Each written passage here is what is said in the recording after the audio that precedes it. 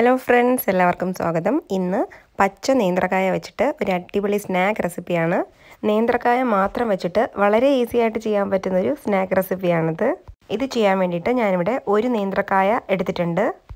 ഇത് ഒട്ടും തന്നെ പഴുത്തതായിരിക്കരുത്. ആദ്യം ഇതിൻ്റെ തൊലിയൊന്ന് കളഞ്ഞെടുക്കാം.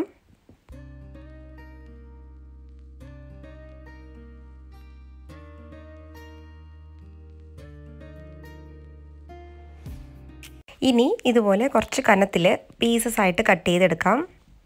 ഇതിനേക്കാളും കുറച്ചുകൂടി വലിയ പീസസ് ആയിട്ട് വേണമെങ്കിലും കട്ട് ചെയ്യാം. ഇതിനേക്കാളും ചെറുതാവാൻ പാടില്ല.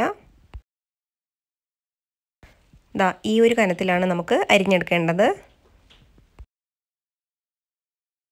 ഇതുകൂടാതെ ഞാനൊരു 2 പീസ് കുറച്ച് വലുതായിട്ടും കട്ട് ചെയ്ത് വെച്ചിട്ടുണ്ട്.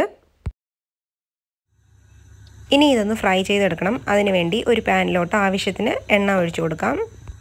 ഇനി ഈ എണ്ണയൊന്ന് ചൂടായതും ഇതിലോട്ട് ഓരോ പീസസ് ആയിട്ട് ഇട്ട് കൊടുക്കാം.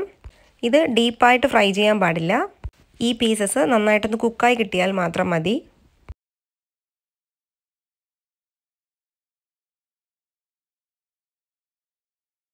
ഇതിപ്പോൾ ഒരു സൈഡ് ചെറുതായിട്ട് ഫ്രൈ ആയിട്ട് കുക്കായി വന്നിട്ടുണ്ട്. ഇനി ഇത് മറിച്ചിട്ട് കൊടുക്കാം.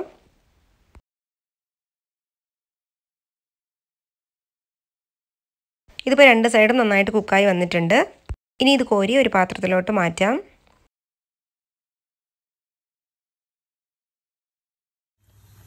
ഞാനിപ്പോൾ എല്ലാം കോരി മാറ്റി വെച്ചിട്ടുണ്ട്.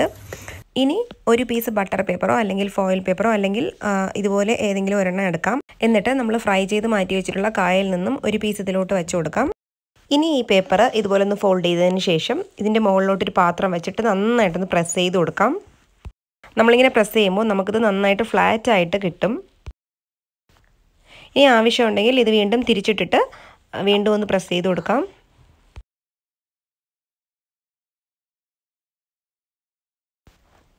ഇതാ നമുക്കിപ്പോൾ ഇതുപോലെ കിട്ടിയിട്ടുണ്ട്. ഇനി ഇതുപോലെ തന്നെ ബാക്കിയുള്ളതും പ്രസ് ചെയ്ത് മാറ്റി വയ്ക്കാം.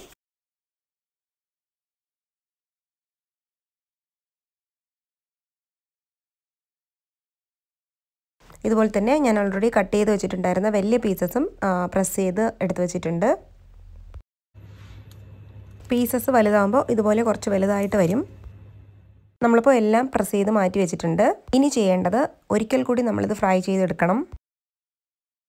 ഓരോ പീസസ് ആയിട്ട് എണ്ണയിലോട്ട് ഇട്ട് കൊടുത്തതിന് ശേഷം നല്ല ക്രിസ്പി ആവുന്നവരെ നമുക്കിനി ഫ്രൈ ചെയ്തെടുക്കാം.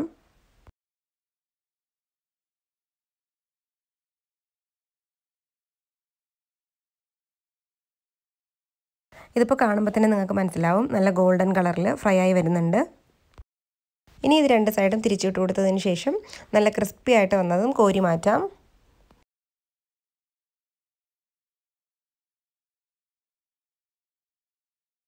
ഇപ്പോൾ എല്ലാം ഫ്രൈ ചെയ്ത് വെച്ചിട്ടുണ്ട്. ഇനി ഇതിൻ്റെ മുകളിലോട്ട് നമുക്ക് ചെറുതായിട്ട് ഉപ്പ് സ്പ്രിങ്കിൾ ചെയ്ത് കൊടുക്കാം. അതിനുശേഷം നമുക്ക് ഇതിങ്ങനെ തന്നെ സെർവ് ചെയ്യാം, അല്ലെങ്കിൽ ഏതെങ്കിലും സോസിൻ്റെ കൂടെയും സെർവ് ചെയ്യാം. ഞാനിന്നിവിടെ ചെയ്യാൻ പോകുന്നത് ഇതിൻ്റെ കൂടെ അടിപൊളി കോമ്പിനേഷനായ അവക്കാഡോ വെച്ച് ചെയ്യുന്ന ഒരു സോസാണ്, അവക്കാഡോ ഗുവക്കമോലി. ഇതിനു വേണ്ടി ഞാനിവിടെ 2 അവക്കാഡോ, പകുതി ലെമൺ, കുറച്ച് ഉപ്പ്, പിന്നെ കുറച്ച് ഗാർലിക് പൗഡറും എടുത്തിട്ടുണ്ട്. ഗാർലിക് പൗഡറിന് പകരം നമ്മൾ കുറച്ച് വെളുത്തുള്ളി ക്രഷ് ചെയ്ത് ചേർത്താലും മതി.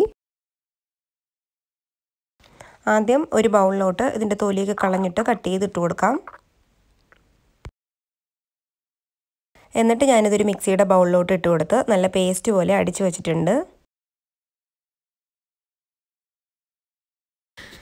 ഇതിപ്പോൾ ഞാനൊരു ബൗളിലോട്ട് മാറ്റി വെച്ചിട്ടുണ്ട്. ഇനി ഇതിലേക്ക് പകുതി നാരങ്ങയും ആവശ്യത്തിന് ഉപ്പും പിന്നെ കുറച്ച് ഗാർലിക് പൗഡറും കൂടി ആഡ് ചെയ്ത് കൊടുക്കാം. ഗാർലിക് ക്രഷ് ചെയ്തതായാലും മതി.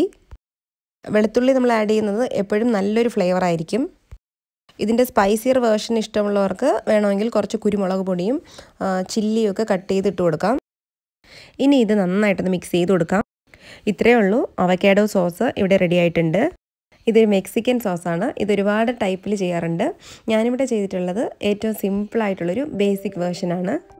പച്ച നേന്ത്രക്കായ ഫ്രൈഡ് കൂടെ നല്ല സൂപ്പറായിട്ടുള്ളൊരു കോമ്പിനേഷനാണിത്. അതുമാത്രമല്ല അവക്കാഡോ നല്ല ഹെൽത്തിയാണ്. കിട്ടുമെങ്കിൽ നിങ്ങൾ തീർച്ചയായിട്ടും ഈ സോസ് ട്രൈ ചെയ്ത് നോക്കുക. അപ്പോൾ നിങ്ങൾക്ക് എല്ലാവർക്കും ഈ വീഡിയോ ഇഷ്ടപ്പെട്ടെന്ന് വിശ്വസിക്കുന്നു. ഇഷ്ടപ്പെട്ടെങ്കിൽ പ്ലീസ് ലൈക്ക് ചെയ്യുക, ഷെയർ ചെയ്യുക, സബ്സ്ക്രൈബ് ചെയ്യുക. കൂടെ തന്നെ തൊട്ടടുത്തുള്ള ബെല്ലൈക്കണും ക്ലിക്ക് ചെയ്യുക. Thank you. അപ്പോൾ മറ്റൊരു അടിപൊളി വീഡിയോ ആയിട്ട് വീണ്ടും കാണുന്നതുവരെ ടാറ്റാ, ബൈ.